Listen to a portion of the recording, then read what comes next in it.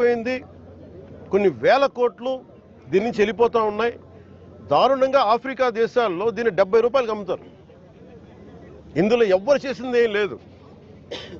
70 రూపాయలకి 73 రూపాయలకి అమ్ముతారు కేజీ.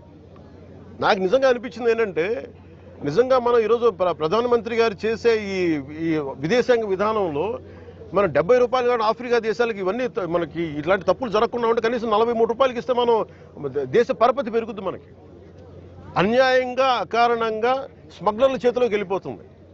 వీళ్ళకి ఎంత ధైర్యం అంటే వీళ్ళందరికీ కూర్చోబెట్టి కోర్టులకు వెళ్తారు.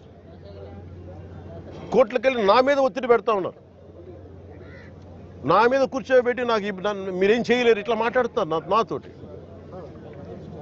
నేను ఈరోజు ఇందాకే చెప్పాను, ఫస్ట్ దీనికి సంబంధిత పోర్ట్ ఎవరు, సిఇఓ ఎవరు, ఈ స్టేక్ హోల్డర్స్ ఎవరు, వాళ్ళకి నోటీసులు పంపించిన వాళ్ళకి ఆ షిప్ని సీజ్ చేయండి.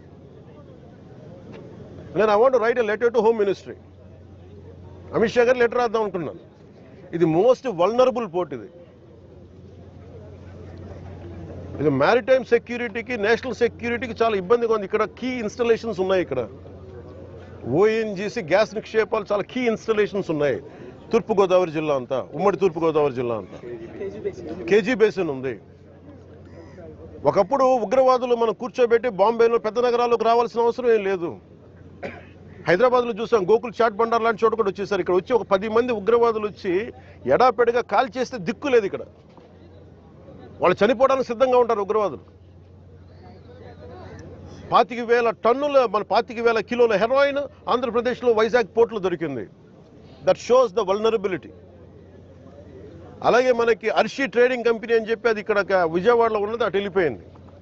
అలాగే నా దృష్టికి 2 పేర్లు వచ్చింది. ఒకటి అలీషా అనే పేరు చాలా పదే వినిపిస్తూ ఉంది. నాకు అర్థం కాదు ఎవరు అలీషా ఎవరు అని.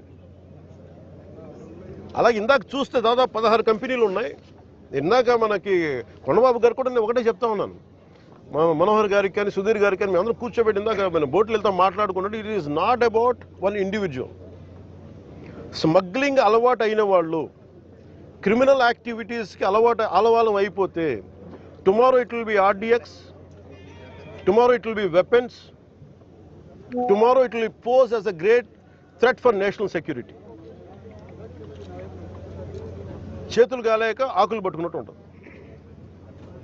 బాంబే కూడా రిపీటెడ్గా అధికారులు ఇలా వదిలేశారు. ఆర్డిఎక్స్ లారీలు బస్తాలు వ్యాన్లు వచ్చేసి వెళ్ళిపోయినాయి. ఎంత కుదిపేసిందో తెలుసు మాకు. సో అందుకని ఇలాంటి ఇంకా ఆగాలి, ఇలాంటివి చెప్పాలనేది నేను ముఖ్యమంత్రి గారి దృష్టికి ఆల్రెడీ చెప్పాను నేను. సో మేము ఆ క్రమంలోనే ముఖ్యమంత్రి గారి ఆదేశాల మేరకు మేము కూర్చోబెట్టి క్యాబినెట్ మీటింగ్స్లో మేము కూర్చొని మాట్లాడుతున్నాం. దీని మీద చాలా కఠినమైన చర్యలు తీసుకోవాలి. అలాగే పీడీ యాక్ట్ పెట్టాలని పెట్టుకున్నాం. మొన్నదాకా ల్యాండ్ గ్రాబింగ్ యాక్ట్లో సివిల్ సప్లైస్ కూడా రిపీటెడ్ అఫెండర్స్కి దీని పీడీ యాక్ట్ పెట్టాలని చెప్పి మనోహర్